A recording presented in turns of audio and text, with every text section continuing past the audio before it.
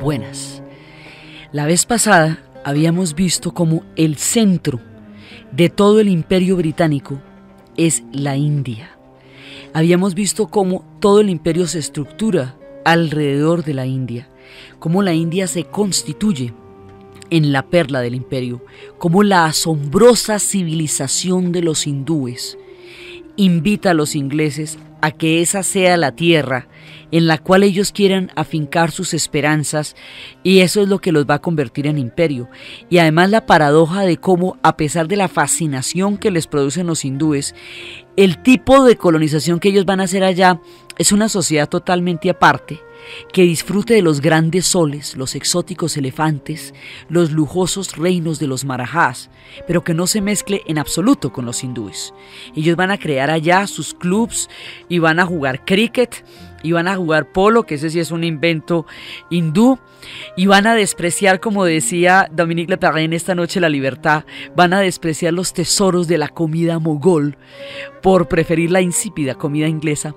Entonces es una de las maneras en cómo los van relatando cuando se va a hablar ya después de la independencia de la India. El asunto es que ellos cogen su modo de vida y lo trasplantan a la India, tal cual. Y allá en la India van a ser una Inglaterra gigantesca, exótica y tropical, pero una Inglaterra al fin. O sea, lo que ellos tienen en la cabeza es llevar su Inglaterra a todas partes y convertir el mundo en un gran club donde se pueda jugar cricket, donde los oficiales tomen whisky en el atardecer cuando baja el gran calor, donde las damas estén vestidas con exquisitos tules y gasas, lo suficientemente recatadas pero insinuantes para que se pueda ver a través de ellas la luz del atardecer, y todo este mundo exótico. Y mientras tanto, están creando sistemas coloniales con profundas implicaciones en todas partes del planeta Tierra, porque están creando una nueva forma de dominación que va a ser globalizante. Ellos se van a expandir de tal manera en todo el siglo XIX que el mundo entero va a estar al servicio de su majestad. O sea, todo el mundo va a estar de una u otra manera vinculado al imperio británico. Por eso decimos que 1 de cada 4 habitantes de la tierra era súbdito de la reina Victoria.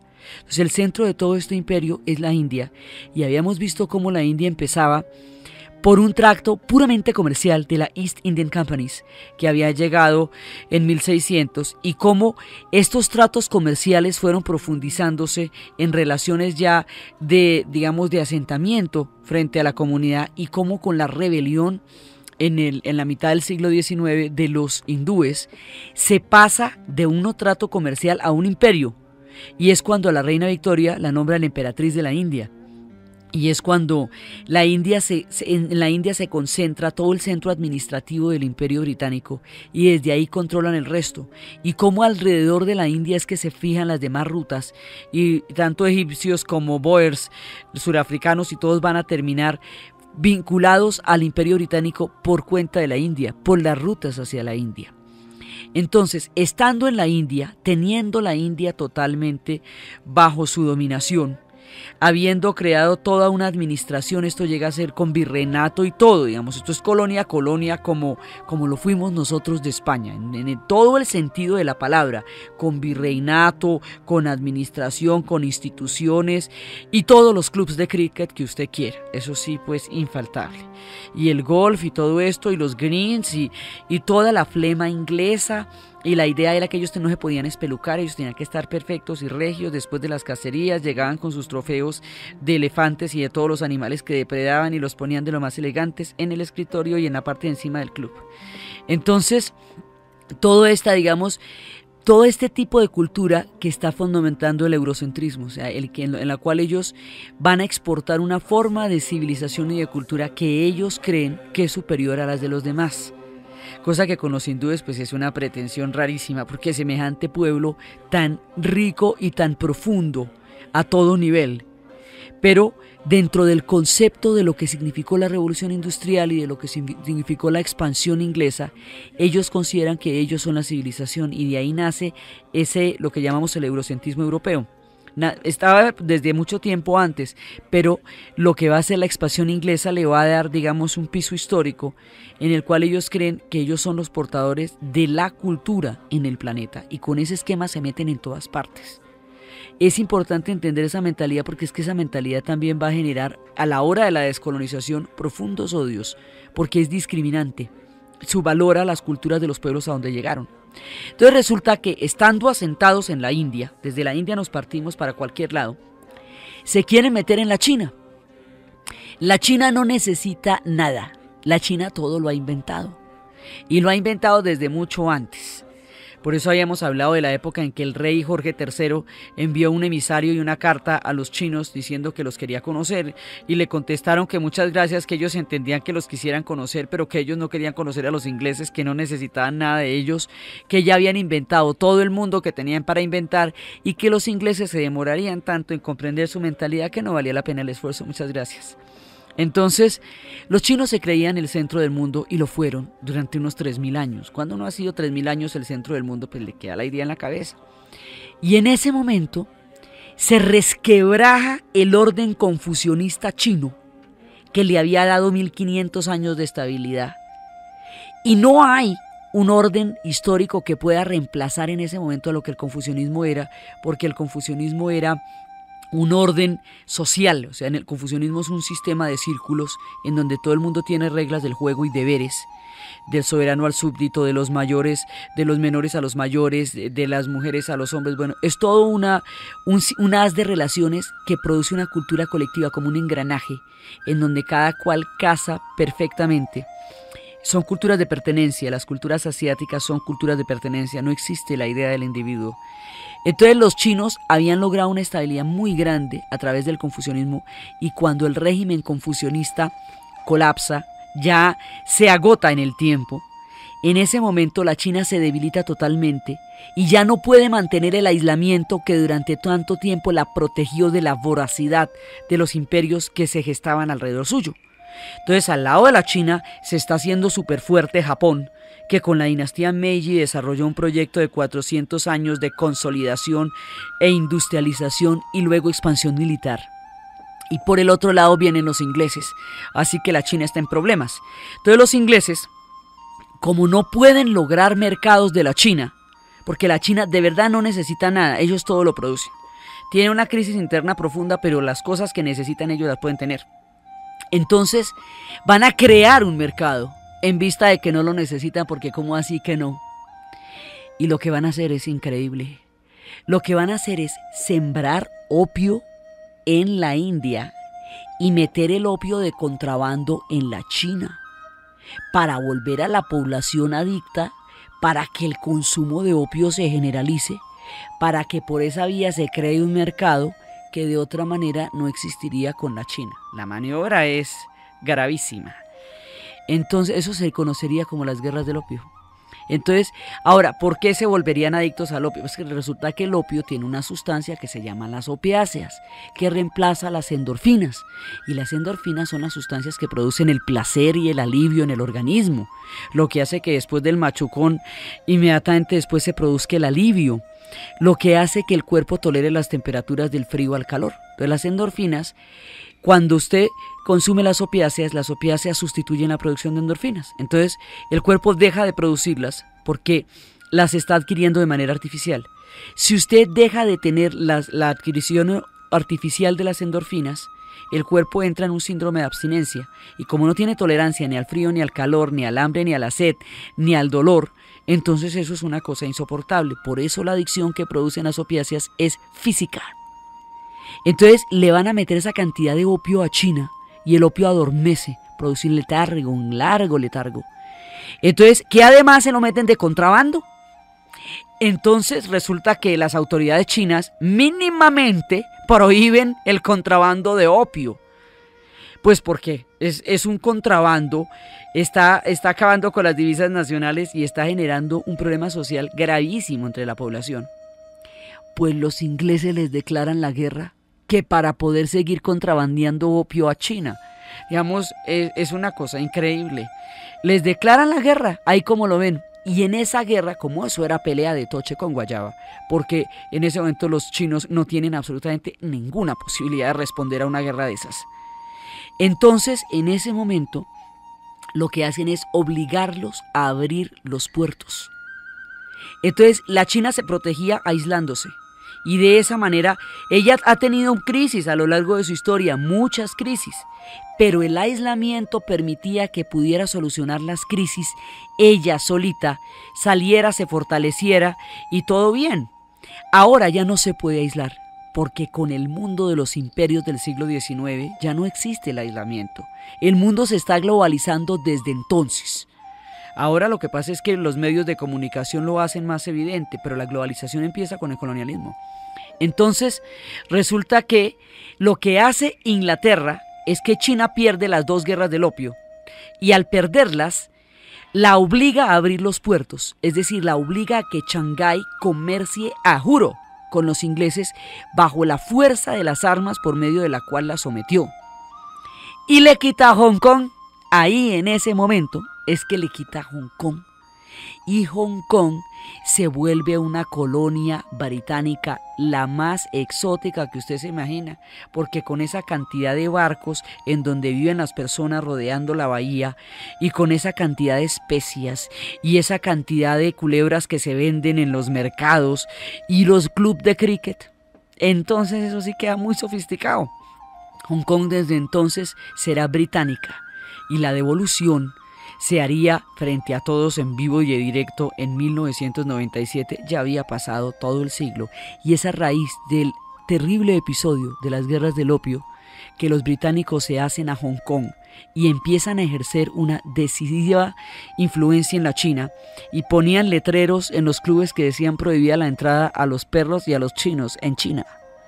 Y es uno de los episodios más complejos de todas las etapas de colonización en la presencia de los ingleses en la China.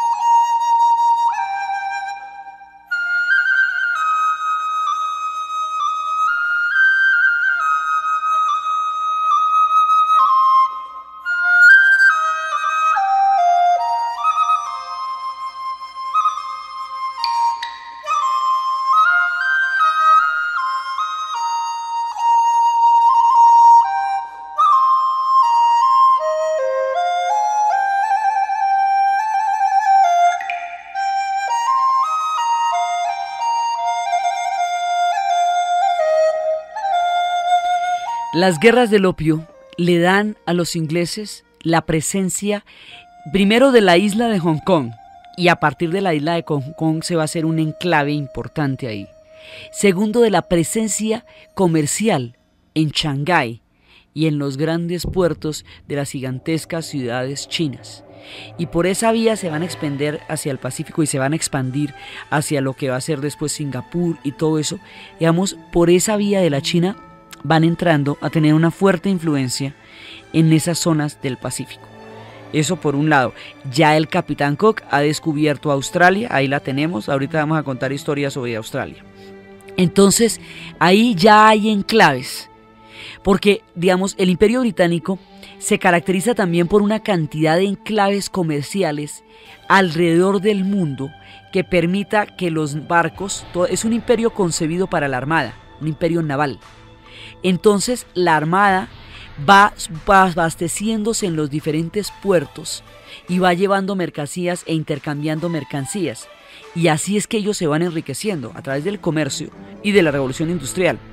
Entonces ellos están, con la revolución industrial, ellos están produciendo manufacturas, telas y productos manufacturados.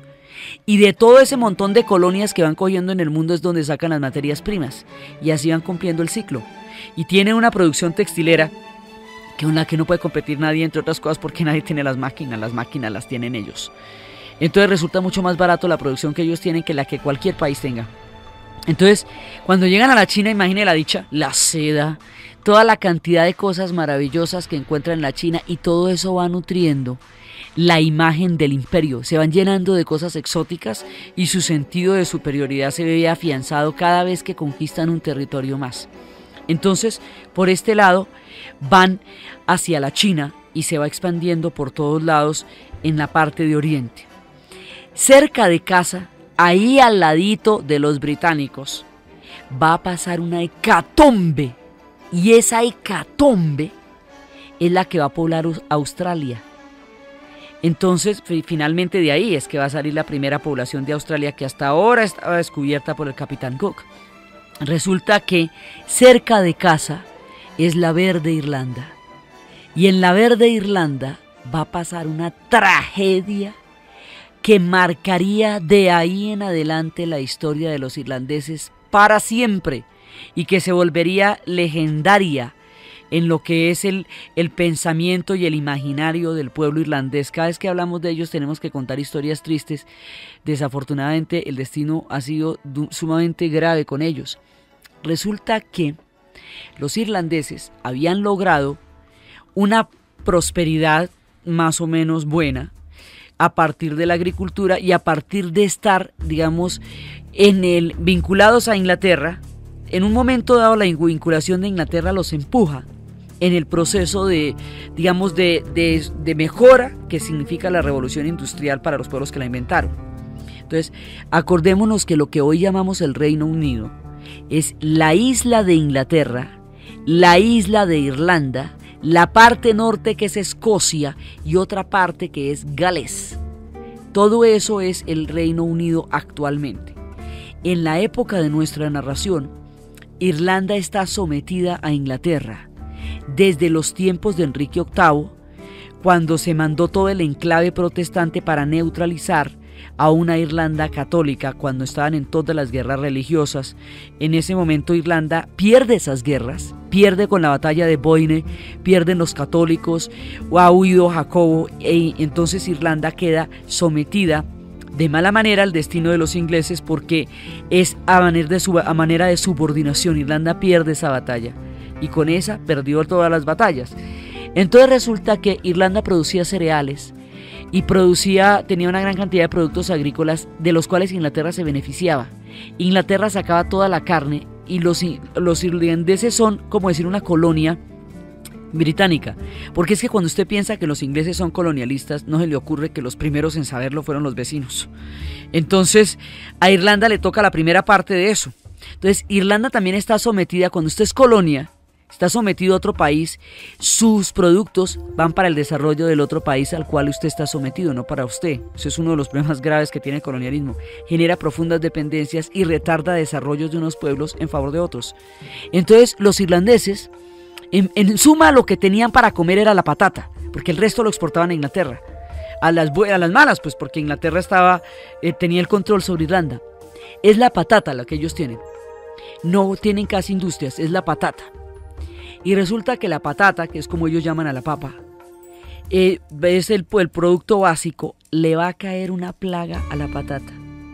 Una plaga, la cosa más terrible, se pone negra y se pone blandita, y se dañan todas las cosechas de patata en un solo año, todas las cosechas. Y se viene la hambruna, el hambre en Irlanda. La gente empieza a morirse en los campos y en las calles. Se escogía una persona que fuera la que tuviera más fuerza para poderla alimentar, para que pudiera sobrevivir, y era al pueblo vecino, a ver si en el pueblo vecino había comida para poder alimentar a la familia. Y viene el hambre más terrible que usted se imagina, el hambre más desoladora. Y frente a la hambruna de Irlanda, la gran hambruna, la hambruna generalizada, Inglaterra no hizo nada. Con todo su poderío, con todo su esplendor, con toda su riqueza, con toda la capacidad que tenía en ese momento, porque era la dueña del mundo entero, se sentó a ver morir a los irlandeses, a verlos morir sin ayudarlos de ninguna manera. Mire, la amargura que esto produjo, usted no se la imagina, es una cosa increíble. Los vieron morir, los dejaron morir a todos. Los irlandeses mueren de hambre físicamente.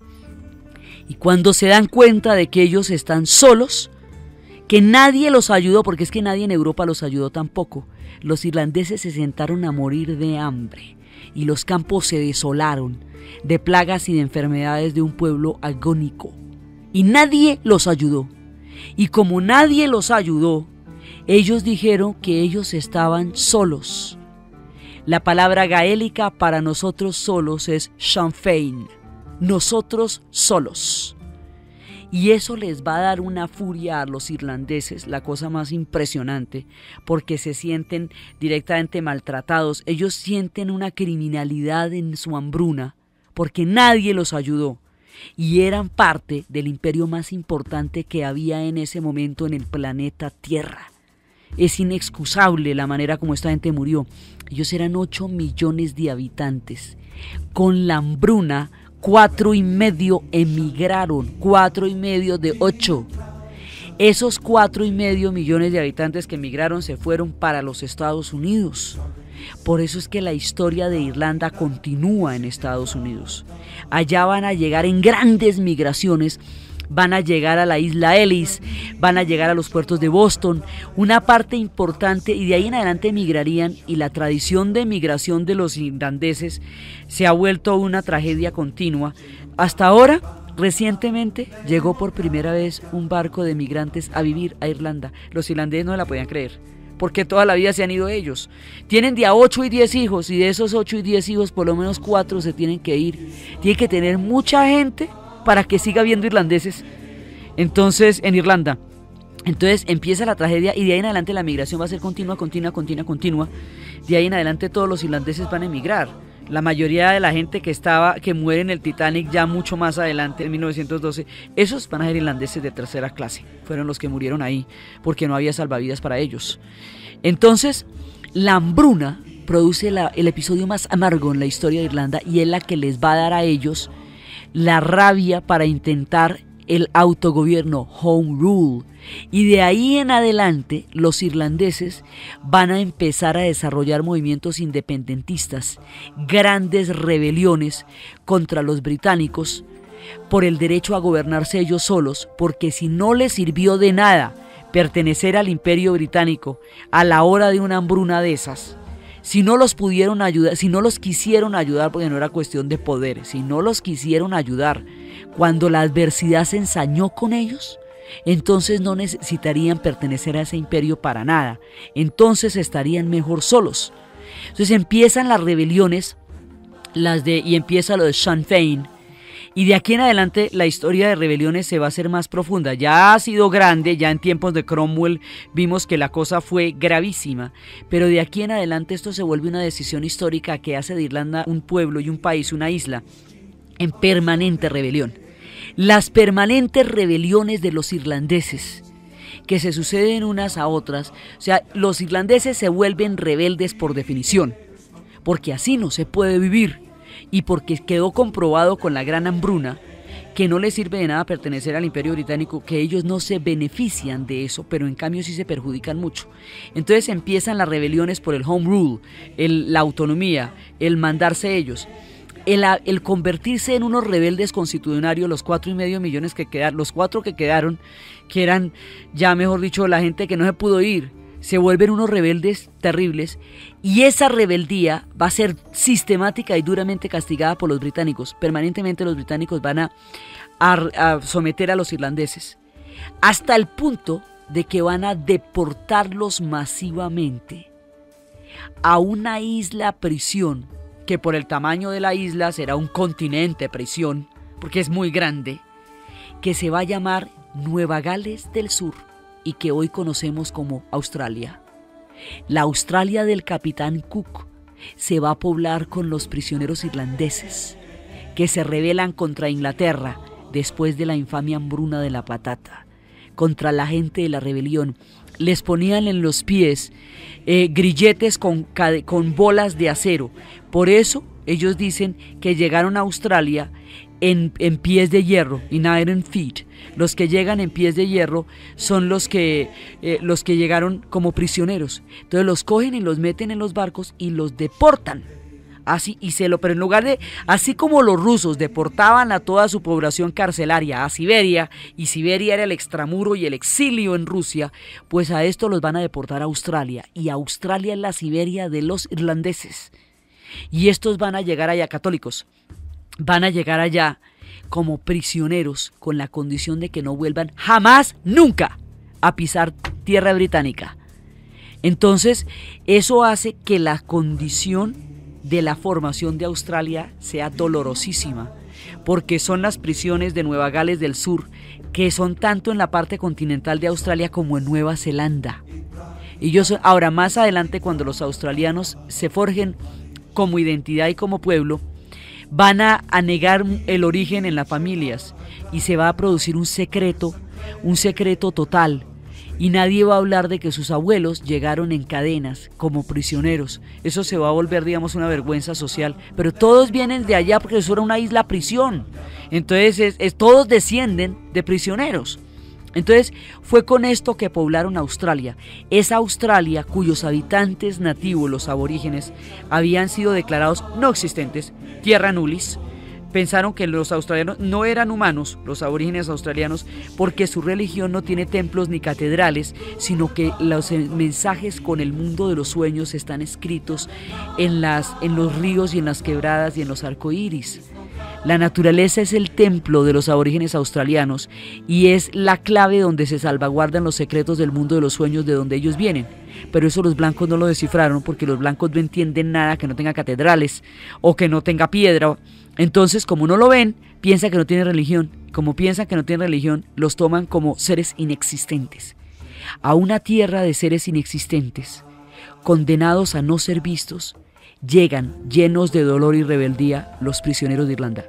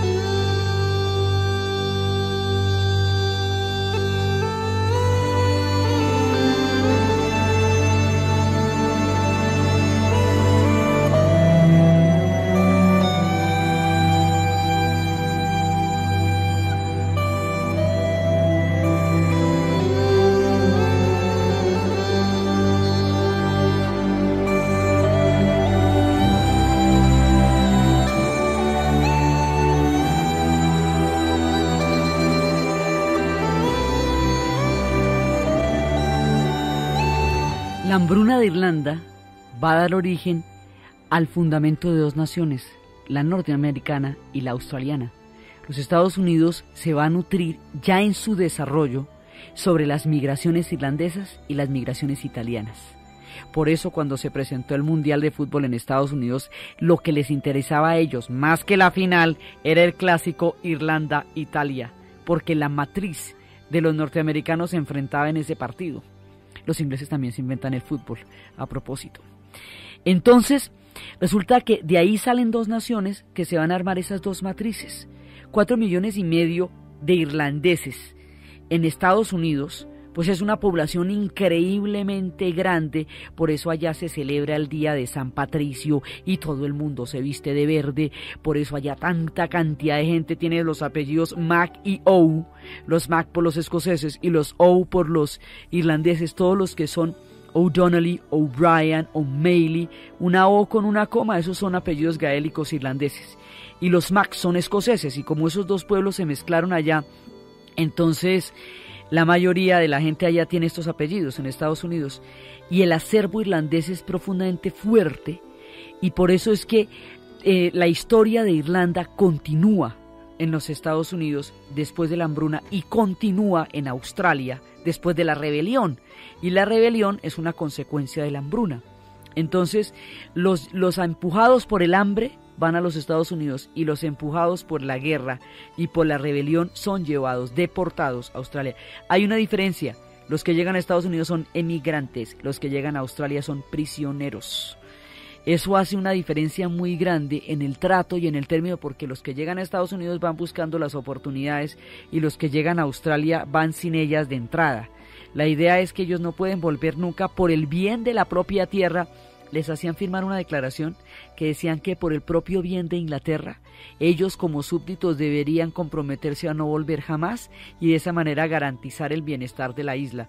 O sea, los llevaban como escoria.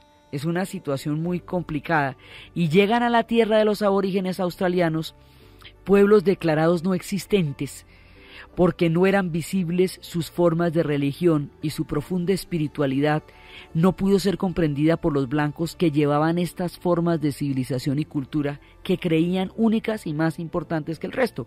Entonces llegan a Australia, a los aborígenes australianos ni los miran, y ni los miran significa que los van a exterminar porque no existen, que les van a hacer toda clase de cosas porque no existen. La primera reivindicación de los aborígenes australianos fue el derecho a ser reconocidos como seres humanos existentes, legalmente constituidos. Y esa fue una reivindicación pues hasta el siglo XIX y comienzos de este. Entonces ellos van a sufrir, digamos, un impacto brutal con la llegada y con la colonización inglesa, y la colonización inglesa va a estar fundamentada en Australia por los prisioneros que llegan tristes y totalmente deportados, desarraigados. Es el exilio forzado, no es la migración de quien se ve empujado a buscar un mundo mejor y una vida mejor para los suyos. Es quien ha sido deportado para no volver nunca jamás, desterrado. Australia era el destierro, era el exilio, y era tan lejos que de allá no volvía nadie, entre otras cosas porque no podían. Entonces la otra historia, la de los rebeldes, continúa en Australia, y eso también va forjando el carácter fuerte de los australianos, y los australianos tienen su destino totalmente ligado al de los ingleses, porque Australia es una colonia inglesa, creada con irlandeses, pero es una colonia inglesa, y la suerte de Australia va a estar metida totalmente en la de Inglaterra, y por eso cuando estallen las grandes guerras, la primera y la segunda, los escuadrones más grandes que van a verse comprometidos en esas guerras son australianos. Por eso es que en la Primera Guerra Mundial los que más se van a destacar son los ANZACs, los cuerpos de Australia y Nueva Zelanda, que formarán parte del Imperio Británico. Porque a todas estas el Imperio Británico va a dar un sentido de pertenencia a la gente muy grande, porque ser oficial del Imperio Británico va a dar un prestigio y una movilidad social que va a hacer que también muchos se sientan honrados de pertenecer a él, porque es un ejército de un prestigio absolutamente colosal en el mundo en que existió. Entonces también hay mucha gente, digamos, que se siente orgullosa de pertenecer al Imperio Británico, que adopta sus costumbres y su cultura como formas que consideran más civilizadas. O sea, hay gente que cree también en lo que les están diciendo, como hay gente que siente la rebelión y la rabia del imperio. De todo hay. Hay gente que se siente orgullosa de pertenecer al Imperio Británico y que basa, digamos, su estima en que son súbditos de la reina Victoria, y hay gente que siente que es precisamente la dominación británica la que los ha perjudicado como pueblo. De todo hay, no hay, digamos, una mirada absoluta ni única sobre estas cosas. Y entonces ese es el problema en Irlanda, que de una vez nos rebota Australia y de una vez nos crea Australia, y la Australia del Capitán Cook va a ser una tierra de dolor y sangre durante mucho tiempo, hasta que después, hasta hemos dicho, todo el régimen de segregación que va a haber en Australia, la manera como van a llevar población blanca para evitar que después lleguen allá los asiáticos y que se mantenga como una colonia europea, va a crear unos niveles de intolerancia al interior de Australia que solo serán conjurados después de la Segunda Guerra Mundial, mucho tiempo después, cuando Australia decida ser una sociedad pluralista, la sociedad pluralista que hoy es. Pero hoy por hoy es un pueblo que convive con muchas formas y muchas diferencias, pero sus orígenes son esas trágicas rebeliones y estos experimentos coloniales que Inglaterra estaba haciendo alrededor del mundo. Entonces, con esto, con lo de Hong Kong y las islas, y todos los asentamientos, los destierros y las deportaciones en Australia, ya en ese momento posee el Pacífico, Gran Bretaña. Y tiene pues el control sobre sus propias islas, y tiene todo el control sobre África y sobre las Antillas, que es también otra parte de los enclaves. Por eso es que Jamaica, Bahamas y muchas de las Antillas serán Antillas británicas, Belice. Todo eso porque son partes donde los británicos van creando factorías en su intento, en su parte de comercio por el mundo entero. Es en esta coordenada histórica que hacen sus bases en las Malvinas. Porque las bases en las Malvinas son muy importantes, porque ahí tienen, en ese lado del mapa es muy grande y América no está cerca a nada. Entonces es muy importante una base en las Malvinas donde se puedan abastecer de combustibles y donde puedan descansar, porque dese la vuelta a usted por barco desde los continentes africanos y asiáticos hacia América y verá que en la mitad no hay nada. Entonces por eso eran importantes las Malvinas, y es en esta época en que ellos toman posesión de las Malvinas, y es cuando van a entrar a la Argentina también. No van a entrar directamente a Buenos Aires, digamos, o el asentamiento en Buenos Aires no se mantiene, pero sí van a entrar en los alrededores y van a tener una profunda influencia en Argentina. Y en el sur del continente ellos van a tener también una profunda influencia, y cuando se presenten todos los procesos de descolonización en Sudamérica, ellos son los que van a apoyar la independencia suramericana, la van a apoyar con respecto a España, que es lo que siempre habían deseado. Por eso ellos son los que más van a apoyar la independencia con armas, con dinero, e incluso algunos de ellos van a pelear acá. Digamos, en este momento no hay jugada en la tierra en donde los ingleses no estén, porque son en ese momento los dueños del balón. Entonces, en todas estas hay un conflicto gravísimo que va a determinar el destino de una nación, que va a conocer a partir de aquí todas las expresiones y los matices del dolor, de la intolerancia, del odio. Una de las historias más duras que uno se puede imaginar, como si las que hubiéramos contado no lo fueran ya: la guerra de los Boers. La guerra de los Boers tiene lugar en Sudáfrica. En Sudáfrica se va a producir una de las guerras más grandes, digamos, un conflicto muy importante, muy fuerte. Habían llegado a Sudáfrica buscando las rutas a la India. Entonces, como todo, ¿no? Buscando las rutas a la India. Entonces, buscando las rutas a la India, habían llegado. Ellos ya habían conquistado toda la parte de arriba, van llegando a Sudáfrica, y en Sudáfrica está una población holandesa, una población que había llegado en 1600 y que había llegado, eran holandeses protestantes, que habían llegado con la idea de que el gran libro, que la Biblia, los había elegido para llevar el mensaje del Señor a los paganos africanos. Los holandeses llegaron considerando que los africanos que vivían en ese momento en Sudáfrica eran seres casi pues sin alma, que ellos iban a llevarles la religión y las buenas costumbres. Esto es de eurocentrismo europeo, la idea de que hay pueblos que no poseen cultura y hay quienes sí, y que culturizarlos es llevarle las costumbres y las creencias de un pueblo al otro. Los africanos llevan ahí 1500 años y allá llevaban bastante tiempo. Entonces, allá los holandeses se van a asentar de una manera definitiva, y el asentamiento de los holandeses va a transformar la faz de Sudáfrica, y allá van a haber una cantidad de conflictos tribales que existían de vieja data entre los pueblos que originalmente habían habitado Sudáfrica, los Xhosas y los bosquimanos fundamentalmente, pero los bosquimanos están muy dentro del desierto, y los Zulú. Los Zulú son una gran migración que había llegado ya hacía 1000 años del África Central y que hablan una lengua que es la lengua bantú. Son muchos pueblos los que hablan la lengua bantú. Entonces los Zulús van a llegar allá, y estos pueblos van a tener muchas diferencias, los asentamientos zulús que fueron llegando con los pueblos que ya existían en Sudáfrica. Sobre este conflicto ancestral y legendario que se expresaba en una cantidad de guerras tribales, van a llegar los holandeses. Y los holandeses se van a asentar allá desde 1600, y aquí que estamos en el siglo XIX, pues ya hacía 3 siglos estaban allá. Entonces, cuando los ingleses empiezan a buscar sus aspiraciones en Sudáfrica, ellos, a partir de la Santa Alianza de 1815, después de la derrota de Napoleón, los ingleses confirman la supremacía británica en la colonia del Cabo, en el África Austral. Y a partir de ese momento los británicos intentan imponer la cultura no solamente a las comunidades negras que habitaban la región, sino a las comunidades holandesas. Los colonos holandeses se les llama Boers o Afrikaners. Entonces la guerra de los Boers es una guerra contra los colonos holandeses. Entonces allá Inglaterra, en Sudáfrica, va a librar 2 guerras.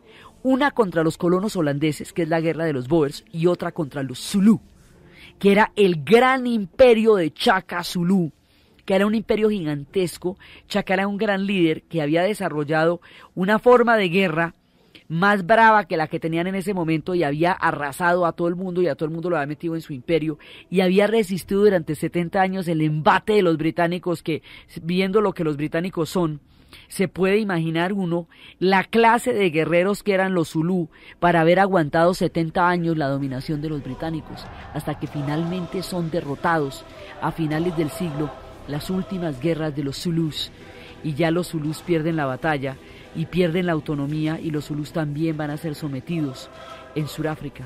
Entonces, después de someter a los Zulús, después de enfrentarse al gran imperio de Chaka, después de que Chaka había creado un gran reino, había unificado una cantidad de territorios, había creado su propio régimen de terror también, y alrededor de una potencia guerrera que en ese momento era más grande que los demás pueblos africanos, había logrado una supremacía en el África indiscutible, hasta cuando finalmente, después de muchísimos enfrentamientos con los ingleses, van a perder, porque los ingleses ya tienen los rifles de repetición, y rifle de repetición mata lanza, porque la estrategia de Zulú era una estrategia de lanzas muy superior a las estrategias, porque ellos tenían unas lanzas mucho más largas y tenían una estrategia muy superior a las de los demás pueblos, pero no superior al rifle de repetición. Entonces, con el rifle de repetición, los Zulú van a terminar por perder la guerra. Y después de que los Zulú fueran sometidos, entonces viene la guerra contra los Boers. La guerra de los Zulú termina a finales del siglo XIX, la de los Boers es el filo del comienzo del siglo XX. Entonces, en ese momento empiezan desde el momento en que se ha sido asignada la ciudad del Cabo, a partir de la Santa Alianza de 1815, los británicos empiezan a controlar las costas de todo el sur de África, lo que implica que van a comerciar con los holandeses, y que la idea es que esos puertos que controlan los holandeses sean de control británico. Entonces empiezan a pedirle una gran cantidad de impuestos a los holandeses, y las colonas holandesas pues son mucho más antiguas. Lo que pasa es que aquí, en este momento ya Holanda ha perdido toda fuerza.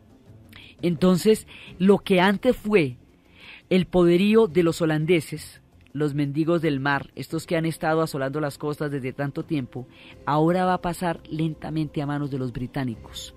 Entonces los británicos van a tener el control de Sudáfrica, y Sudáfrica está desde hace mucho tiempo sometida a los asentamientos holandeses, pero los Boers se debilitan en el momento en que Inglaterra, en que Gran Bretaña va a tomar el control de Sudáfrica. Entonces, hay un momento en que a ellos la cosa se va complicando y complicando, Y entonces en 1867 descubrieron diamante y oro.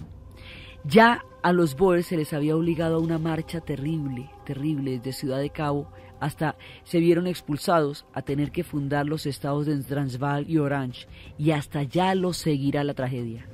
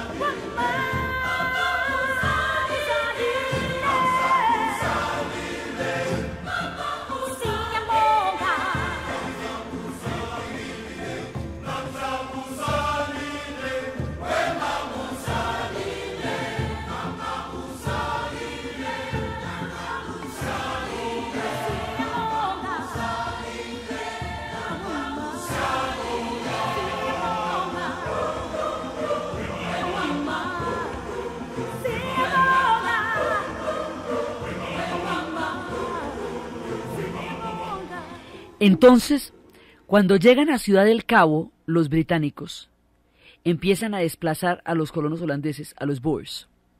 Los colonos holandeses van a ser expulsados prácticamente de Ciudad del Cabo y van a emprender una marcha de 12.000 kilómetros por desiertos, en donde van a morir muchísimos de ellos a manos de las enfermedades y del calor y de las inclemencias de la ruta.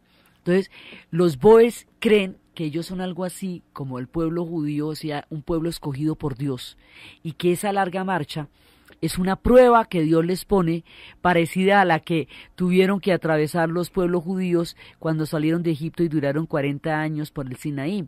Entonces, ellos tienen, digamos, un imaginario religioso profundo, y se sienten de todas maneras pueblos bendecidos por Dios.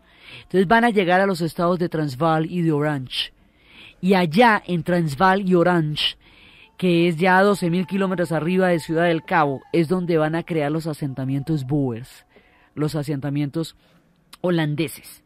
Entonces allá van a tener, digamos, su dominación y allá van a tener su importancia, pero es allá donde se van a descubrir las minas de oro y de diamante.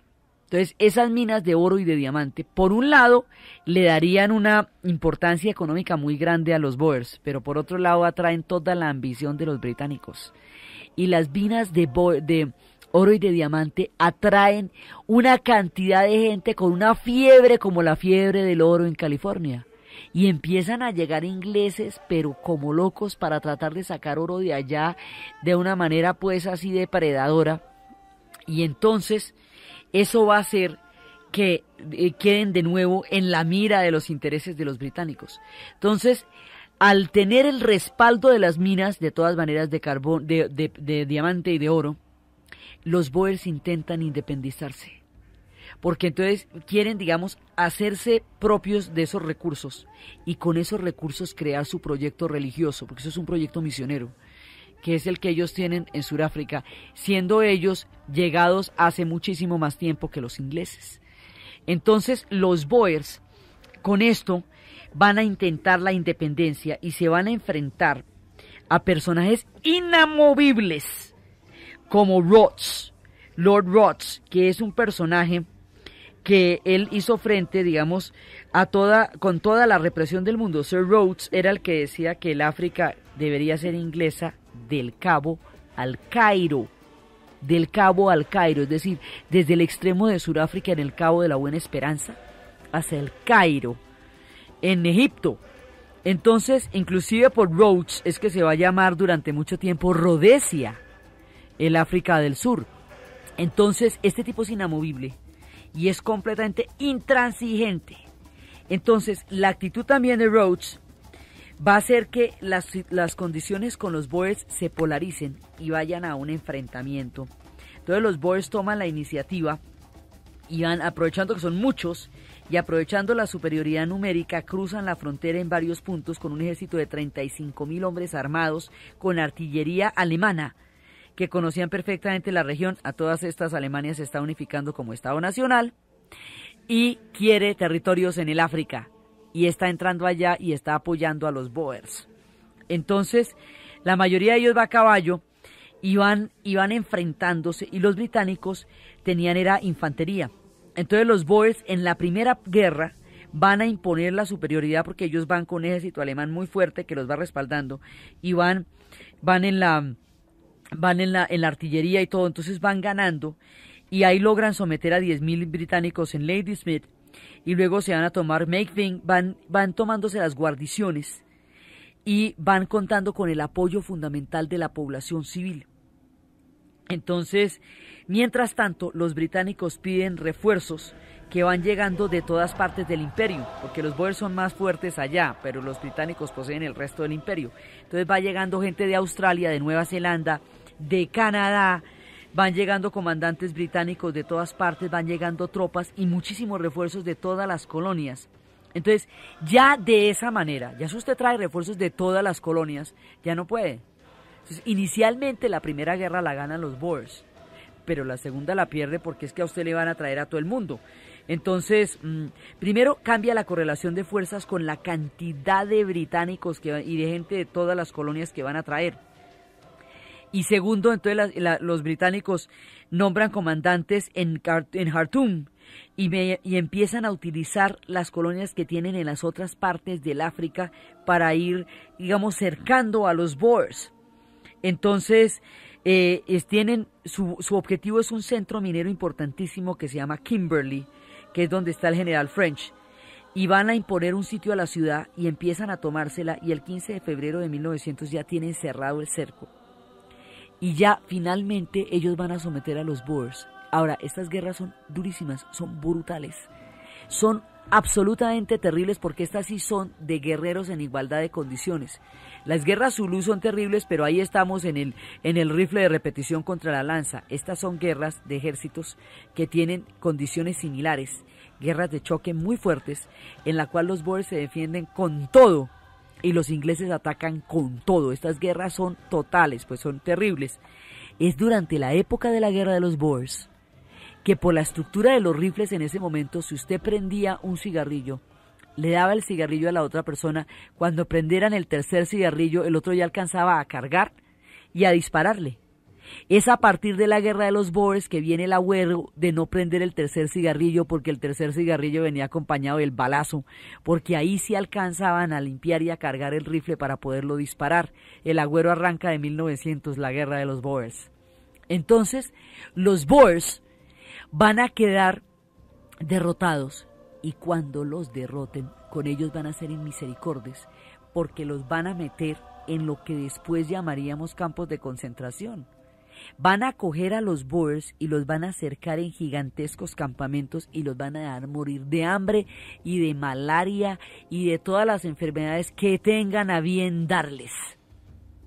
Entonces los Boers van a desarrollar un odio hacia los ingleses, pero cosita seria, porque esta guerra es muy, muy, muy sangrienta y muy dura, y los Boers la pelearon con alma y de sombrero y la perdieron. Entonces ya había perdido Chaka su guerra, ya estaban derrotados los Zulú. Ahora van a ser derrotados los Boers. A partir de la derrota de los Boers, Sudáfrica va a quedar en manos de los ingleses. Y este señor Rhodes, que era tan supremamente intransigente, va a nombrar un gigantesco territorio, Rhodesia. Y los ingleses van a tener un sistema de segregación, de hecho, que es, digamos, una exclusión de todos los pueblos negros, y también los Boers van a ser marginados, y también los Boers van a tener, digamos, una parte importantísima de represión por parte de los ingleses. La amargura de la pérdida de esta guerra va a afectar a los Boers para siempre, y los Boers van a buscar la independencia. Los Boers consideran que los ingleses son sus enemigos, pero que los africanos son sus inferiores, las comunidades negras. Entonces, cuando finalmente, ya en 1935, los Boers logren independizarse, todas estas herencias de discriminación y de odio las van a constituir más adelante en un paquete de leyes que avergonzará al mundo entero, que será el apartheid. y el apartheid se va produciendo entre todas estas segregaciones, historias de odios, de derrotas y de exclusiones que van perfilando el sombrío, cruel y terrible panorama surafricano a finales del siglo y durante todo el siglo XX, y todo este tiempo está ocurriendo bajo la férula de la dominación inglesa. Entonces, desde los clubes de cricket que teníamos en la India para recibir el sol del atardecer, hasta las guerras del opio en la China, pasando por las historias de las Antillas, por la hambruna en Irlanda, por los pueblos que llegan en cadenas a Australia, por la gigantesca migración en la isla Ellis que va a poblar los Estados Unidos, por todas las partes donde el Imperio Británico está forjando la geografía del siglo XIX, en el relato de Ana Uribe y en la asistencia técnica César Moreno, y para ustedes feliz domingo.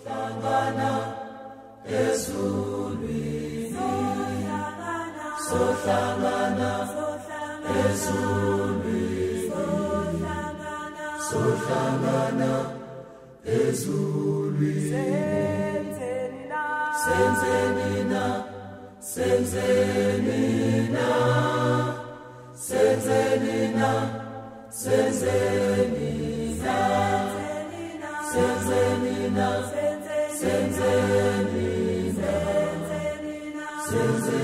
na. Sohlangana